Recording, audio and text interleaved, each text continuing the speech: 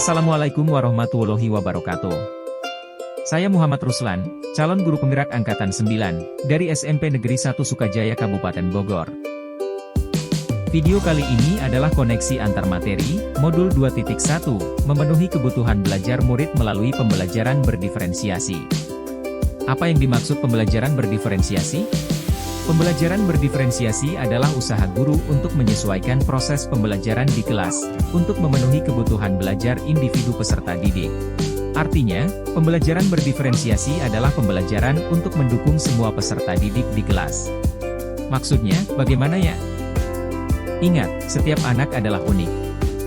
Mereka punya kelebihan dan kekurangannya masing-masing, begitu juga dengan minat, gaya belajar, kebiasaan, pola pikir, kemampuan literasi dan lain-lain pasti berbeda.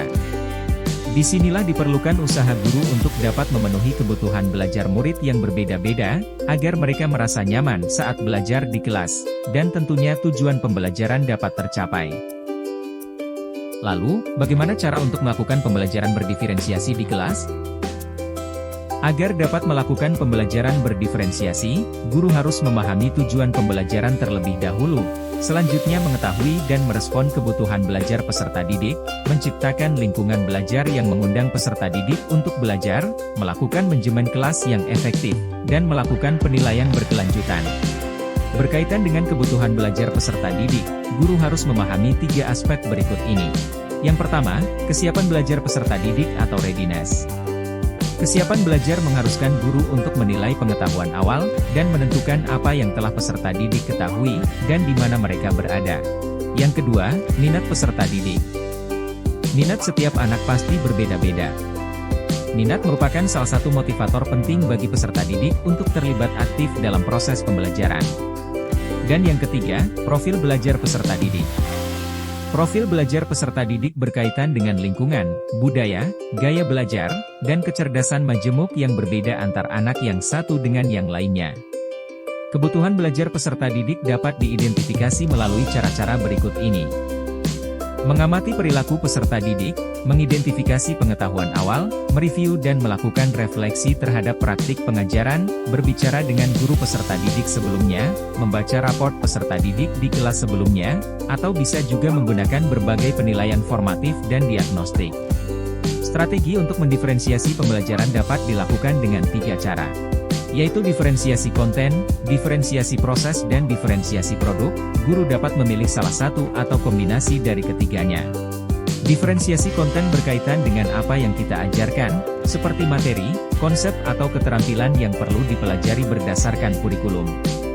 Mendiferensiasi konten dapat dilakukan dengan membedakan pengorganisasian atau format penyampaiannya, bukan mengubah atau menurunkan standar kurikulum. Diferensiasi proses berupa kegiatan yang memungkinkan peserta didik berlatih dan memahami atau memaknai konten, dengan cara membedakan proses yang harus dijalani oleh peserta didik.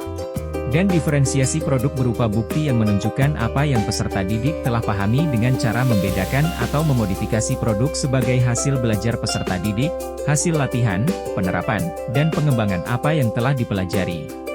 Lalu, adakah keterkaitan antara modul pembelajaran diferensiasi dengan modul-modul yang lain? Tentu saja ada. Untuk dapat melakukan pembelajaran berdiferensiasi, maka guru harus berusaha memenuhi kebutuhan belajar anak, sesuai dengan kodrat alam dan kodrat zamannya. Hal ini berdasarkan filosofi Ki Hajar Dewantara. Dalam melakukan pembelajaran berdiferensiasi, seorang guru penggerak harus berpihak pada murid, reflektif, mandiri, kolaboratif dan inovatif untuk melakukan pembelajaran berdiferensiasi, agar dapat memenuhi kebutuhan murid. Dengan demikian seorang guru penggerak dapat mewujudkan kepemimpinan murid dengan menuntun murid merdeka belajar. Hal ini sesuai dengan nilai dan peran guru penggerak. Selanjutnya, pembelajaran berdiferensiasi pun dapat menjadi salah satu strategi dalam mewujudkan visi guru penggerak yang berpihak pada murid. Dan, dalam pelaksanaan pembelajaran berdiferensiasi antara guru dan peserta didik harus ada kesepakatan kelas terlebih dahulu, agar proses pembelajaran dapat berjalan dengan baik sesuai dengan nilai-nilai budaya positif. Demikian pemaparan koneksi antar materi, modul 2.1, pembelajaran berdiferensiasi. Semoga menginspirasi, dan terima kasih. Wassalamualaikum warahmatullahi wabarakatuh. Salam guru penggerak.